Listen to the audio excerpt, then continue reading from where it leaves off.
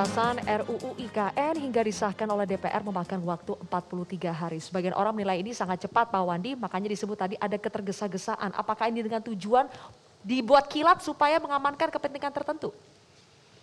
Ya, lagi-lagi ini bukan fakta ya, tetapi begini, kekhawatiran itu kita perlu jaga betul supaya governance-nya bisa berlaku.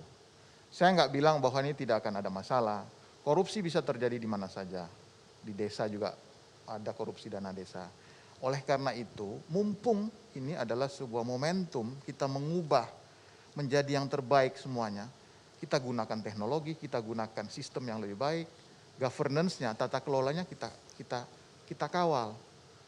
Concern itu kami mengerti, tetapi itu tidak menafikan urgensi yang tadi kita sampaikan, bahwa Jawa ini sudah bebannya sudah terlalu berat.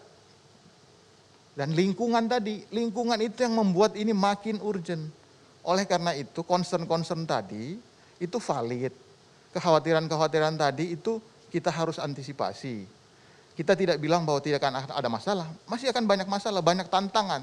Tetapi kalau ini kita anggap sebuah hal yang penting, visioner, sampai 2045 itu 100 tahun Indonesia merdeka. Katakanlah substansinya benar Pak Wandi, tapi tadi disebut proses politiknya, komunikasi publiknya jelek sehingga akhirnya banyak yang kontra. Ya tentu saja tidak semua akan dipuaskan ya, karena kemarin kita mengalami pandemi, tetapi saya sudah katakan bahwa sejak 2019 kami sudah bekerja. Saya turun berkali-kali ke Penajam Pasir Utara, berdialog dengan masyarakat di sana. Jadi masyarakat di Kalimantan Timur itu ada paling besar Jawa 30%, lalu Bugis, Banjar, Dayak, dan lain-lain. Kita sudah ketemu semua. Mereka itu punya concern dan kritik juga. Tetapi kritik mereka adalah lebih kepada bagaimana supaya mereka dilibatkan, lingkungan diperhatikan. Dan itu valid. Itu menjadi catatan supaya itu masuk ke dalam rencana induknya. Oke, tetapi secara umum mereka sepakat dengan pemindahan ibu kota. Prof Didin, tanggapannya? Iya, itu saya kira sudah lama jadi dokumen tentang pentingnya Jakarta harus diakhiri ya, tingkat segala macam. Makanya dukung aja Prof. Bahwa pertanyaan publik itu kok mau tergesa-gesa ini ada apa gitu. Nah, itu kan pertanyaan dikatakan publik. Sejak 2019 Jadi, Prof. oligarki driven itu bukan soal isu politik. Jeffrey Winters itu sudah punya suatu cara indeks oligarki, namanya Material Power Index. Menurut penelitian di berbagai negara, karena dia meneliti juga di Amerika, kita ini hanya kalah oleh Filipina, tertinggi salah satu indeks oligarki di dunia. Nah, jadi kepentingan oligarki ini yang menjadi pertanyaan publik. Kok tergesa-gesa gitu? Di sana ada 144 izin pertambangan, kalau tergesa-gesa berarti oligarki driven begitu maksudnya. Dan itu adalah kepentingan tanah itu sendiri hanya oleh 3. Ini kan 180.000 hektar, ya, itu hanya oleh 2 orang. Yang 70 tambahan 1 orang. Ini mau diapain? Nah, padahal sudah ada diskusi sebelum ini yang mengatakan bahwa swasta hanya mampu mau membangun kalau ada insentif seluruh aset Jakarta itu diserahkan sama mereka. Baik. Dan itu sudah konten analisis di media. Jadi sebenarnya pertanyaannya, kenapa kalau tadi pertanyaan Pak Renald itu ada Marshall Plan, itu setelah Perang Dunia Kedua selesai, ini tunggulah pandemi ini selesai dulu. Oke. Baik, boleh saya tanggapin. Ini komunikasi publik, bukan lebih mendasar. Sebenarnya yang rusak itu adalah indeks demokrasi kita merosot. Itu The Economic Intelligence Unit mengatakan sudah 2015 kita merosot sampai hari ini. Dan kita disalib oleh Malaysia. Karena apa? KPK sudah tidak independen lagi. Oke, ada persoalan indeks demokrasi. Indeks demokrasi Sebelum ke Pak Emrus ya. Setengah menit ya. Sebelum ke Pak Emrus, saya ingin minta giliran dulu ke Prof Renald untuk menanggapi. Ada persoalan indeks demokrasi sekarang yang disinggung oleh Prof Didin. Kemudian ada kepentingan oligarki dan ketergesa-gesaan. Tanggapan dari Prof Renald. Ya, saya senang saja dengan adanya hal seperti ini karena ini kan juga merupakan kontrol publik. That's okay ya. Tapi kalau ini ditonton oleh kaum milenial dan anak-anak muda, mereka ini akan mentertawakan generasi kita. Tidak benar bahwa segala sesuatu itu kita bisa berlambat-lambat. Justru kita sekarang hidup dalam abad kecepatan. Bung Karno sudah mau memindahkan dari tahun 1957, ini adalah sebuah ibu kota lungsuran Belanda. Masa kita nggak bisa bangun sendiri? Dan kemudian ada masalah lokasi, 13 sungai menuju ke Jakarta, ke Pantai Utara, kemudian penduduknya saat itu masih 600.000. Tahun 1970 penduduknya sudah 10 kali lipat. Sekarang sudah 37 juta Greater Jakarta menyebar seperti itu. Oke. Kita hidup dalam abad kecepatan. 1957 Bung Karno sudah mau melakukan pindah, 1997 Pak Harto mau pindah. Jadi gagasan itu sudah panjang sekali. Nah sekarang menurut saya saatnya kita lakukan, kita pikirkan. Karena ini tonggak dan jangan berpikir dibangun hari ini semua. Kalau saya baca dokumen-dokumennya sangat jelas, itu akan dibangun sampai 2045. Jadi tidak tergesa-gesa begitu ya. Dan mumpung saudara-saudara mempunyai presiden yang action oriented, dia adalah orang yang bergerak. Apakah kita tidak lihat hasilnya yang sekarang sudah kita nikmati?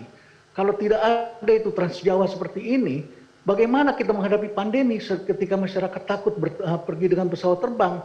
Biayanya sangat mahal, harus pakai PCR dan sebagainya di masa kemarin itu. Oke. Jadi fakta-fakta ini harus kita hadapi. Kemudian sudah ada upaya untuk mencegah supaya tidak terjadi ketimpangan ekonomi.